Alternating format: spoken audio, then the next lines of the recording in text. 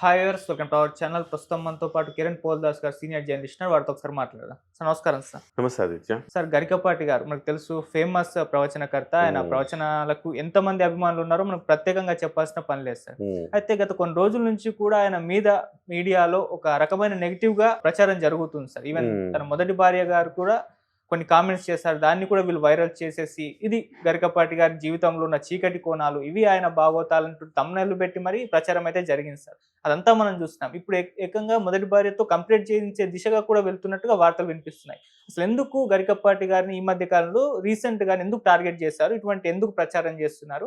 దీనిపైన మీ విశ్లేషణ ఏంటి సార్? ఆదిత్య, ఇది అంటే గరికపాటి గారికి చాలా గొప్ప గౌరవం ఉంది సమాజంలో. అవును సార్. సమాజంలో ఎక్కువ మందికి రీచ్ అయినారు ఆయన.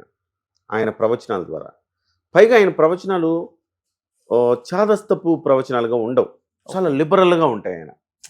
ఆయన ఇవాళ వ్యక్తిత్వ వికాస పాఠాలు కూడా చెప్తారు. ఎలా ఉండాలి, ఎలా ఉండదు. కొన్ని కొన్ని చాదస్తాలను కూడా ఖండిస్తాడు ఆయన. ఇలా ఎందుకు చేయాలి? ఇట్లా చేయడం, ఇట్లా ఇదేదో ఏదో ఉందని, ఎక్కడి నుంచో వస్తుందని మీరు మూర్ఖత్వంతో వ్యవహరిస్తున్నారు. అలా ఉండక్కర్లేదు. ఆడవాళ్ళ పట్ల చాలా గౌరవ భావంతో మాట్లాడతారు ఆయన. భార్య భర్త ఎలా ఉండాలో మాట్లాడతారు.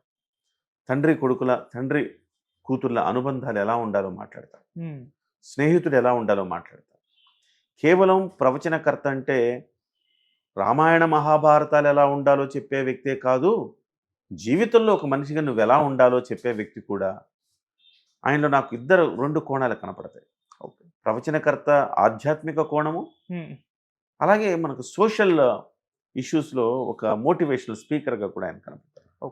గొప్ప ప్రవచనకర్త అండి. అలాంటి వ్యక్తి మీద ఉన్నట్టుండి ఇవాళ ఇన్ని ఆరోపణలు వస్తున్నాయంటే బహుశా దానికి రీజను పెద్ద వెనక ఏదో కుట్ర నడుస్తోందేమో అనిపిస్తుంది.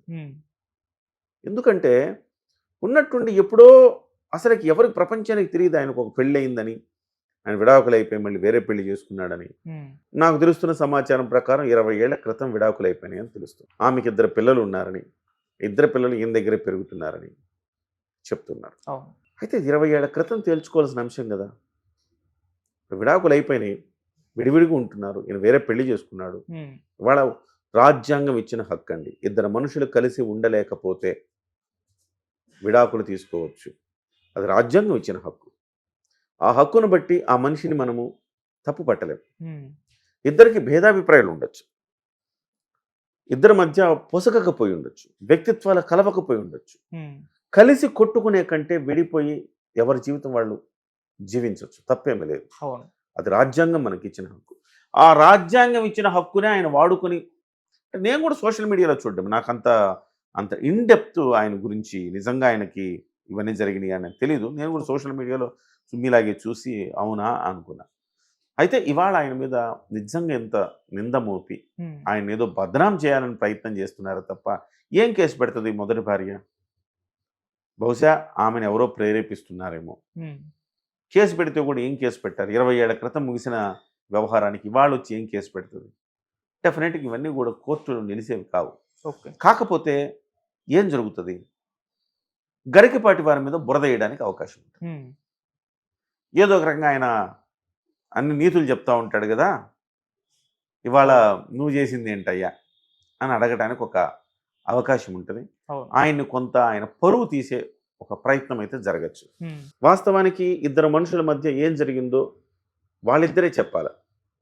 ఈయన వెర్షన్ ఈయన చెప్తాడు, ఆమె వెర్షన్ ఆమె చెప్తుంది. సో ఎవరిది కరెక్ట్ అని మనం ఎట్లా డిసైడ్ చేయగలుగుతాం? డిసైడ్ చేయలేం. మనకు కనిపిస్తున్న దాన్నే మనం నమ్మాలి. మనకు ఆయన ఎట్లా కనిపిస్తున్నాడు గత 15-20 ఏళ్ళుగా? ఆయన ఒక ప్రవచనకర్తగా కనిపిస్తున్నాడు. ఆయన టీచర్గా చేసి ఆయన రిజైన్ చేసి తర్వాత ఈ ప్రవచనకర్తగా ఉంటూ ఇవాళ చాగంటి గరికపాటి అంటే 2 కళ్ళ లాంటి వాళ్ళు తెలుగు ప్రజలకు. అద్భుతంగా చెప్తారు ఇద్దరు కూడా. సో చాగంటి గారి మీద కించిత్ ఆరోపణలు చేసే పరిస్థితే లేదు. ఆయన ఇంకొక స్థాయికి వెళ్ళిపోయాడు. ఈవెన్ గరికపాటి వారే చాగంటి వారికి నమస్కారం చేస్తారు.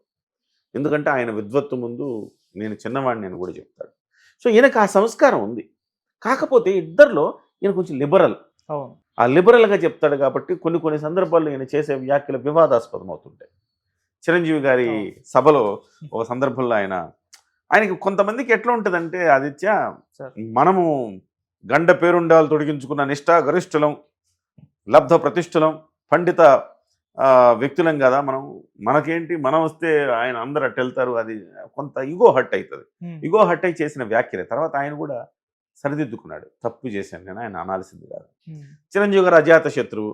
ఆయన ఎవరేమన్నా మళ్ళీ మా ఇంటికి వచ్చి, మా ఇంటికి రండి ఒకసారి, మీకు మా ఆతిథ్యం తీసుకుని ఆశీర్వదించండి అని వినమ్రంగా అడిగాడు చిరంజీవి గారు. చిరంజీవి గారు అలా వ్యక్తిత్వం పెరిగిపోయింది. ఆ రోజు నేను వ్యక్తిత్వ పాఠాలు చెప్తా ఉంటానే, నేను ఎందుకు ఇక్కడ ఇంత గబుక్కని ఒక క్షణం ఆవేశానికి లోనయ్యాను అని ఆయన కూడా చింతించాడు. మానవ మాత్రలేం కదండి మనంతా. ఆయన ఎంత ప్రవచనకర్త అయినా ఏదైనా ఒక క్షణంలో మనం అలా వచ్చేసి ఉండొచ్చు. కాబట్టి ఆయన వ్యక్తిత్వాన్ని హరించేందుకు, హననం చేసేందుకు ఒక కుట్ర ఏదో జరుగుతోంది. ఇవాళ కాకపోతే రేపైనా ఆ కుట్ర బయటకు వస్తుంది. బట్ ఇదంతా తాత్కాలికమే తప్ప అలాంటి ఒక విద్వత్తున్న మహానుభావుడికి ఇవన్నీ పెద్ద ఏమి చేయలేమని మనం చెప్పుకోవచ్చు. అంటే పొలిటికల్ యాంగిల్ ఏమన్నా ఉందా సార్? అది కూడా బయటకు వచ్చింది ఒక వర్షన్. అంటే చాగంటి గారిని అక్కడ ఏపీలో నియమించారు. ఇక్కడ గరికపాటి గారిని నియమించే యోచనలో ఇక్కడ రేవంత్ రెడ్డి గారు ఉన్నారని చెప్పి వార్తలు వినిపించాయి.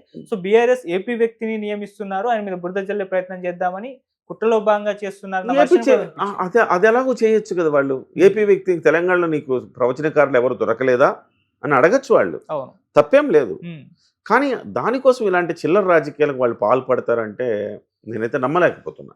ఇది చిల్లర రాజకీయం కదండి ఇది. మీరు నిజంగా అడగండి, గరికపాటి తప్ప ఎవరు లేరా తెలంగాణలో? బోళ్ళ మంది ఉన్నారు, వాళ్ళు నియమించుకోవచ్చు కదా అని అడగండి. రేవంత్ రెడ్డి కూడా అలాంటి నిర్ణయం తీసుకుంటాడు నేను అనుకోను. ఎందుకంటే తెలంగాణలో కూడా చాలామంది ఉన్నారు, వాగ్గేయకారులు, ప్రవచనకర్తలు చాలామంది ఉన్నారు. సో గొప్పవాళ్ళు ఉన్నారు, వాళ్ళని నియమించుకునే అవకాశం బ్రహ్మాండంగా ఉంది.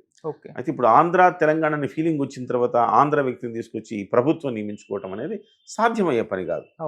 బహుశా నేను అనుకోవడం దాని చిల్లర ఆరోపణలే తప్ప బీఆర్ఎస్ అట్లా చేస్తుందని ఒక రాజకీయ పార్టీ నిజంగా ఆ స్థాయికి దిగజారిందంటే బీఆర్ఎస్కి సిగ్గు చేయటే తప్ప అంతకుమించి ఏం లేదు. సో ఇది ఎవరో పర్సనల్ అటాకే అనిపిస్తుంది ఆదిత్య. ఆయన మీద ఒక పర్సనల్ అటాక్ చేయాలి. ఆయన బాగా సంపాదిస్తున్నాడు, 100 కోట్లు సంపాదించాడు. సో ఆ 100 కోట్లలో మనకేం లేదని వాళ్ళ మొదటి భార్య ఫీల్ అయిందో ఏమో. సో ఈ రకమైన పర్సనల్ అటాక్ చేస్తున్నారేమో అనిపిస్తుంది తప్ప ఇందులో రాజకీయాలు అయితే ఉంటాయని నేను అనుకో. ఇద్దరి మధ్య పొసగకపోయి ఉండొచ్చు, వ్యక్తిత్వాలు కలవకపోయి ఉండొచ్చు. కలిసి కొట్టుకునే కంటే విడిపోయి ఎవరి జీవితం వాళ్ళు జీవించవచ్చు, తప్పేమీ లేదు. అది రాజ్యాంగం మనకి ఇచ్చిన హక్కు. ఆ రాజ్యాంగం ఇచ్చిన హక్కునే ఆయన వాడుకొని, నేను కూడా సోషల్ మీడియాలో చూడడం నాకు అంత ఇన్డెప్త్ ఆయన గురించి నిజంగా ఆయనకి ఇవన్నీ జరిగినాయి అని తెలీదు. నేను కూడా సోషల్ మీడియాలో మీలాగే చూసి అవునా అనుకున్నా. అయితే ఇవాళ ఆయన మీద నిజంగా ఎంత నింద మోపి ఆయన ఏదో బదనాం చేయాలని ప్రయత్నం చేస్తున్నారు తప్ప ఏం కేసు పెడుతుంది మొదటి భార్య?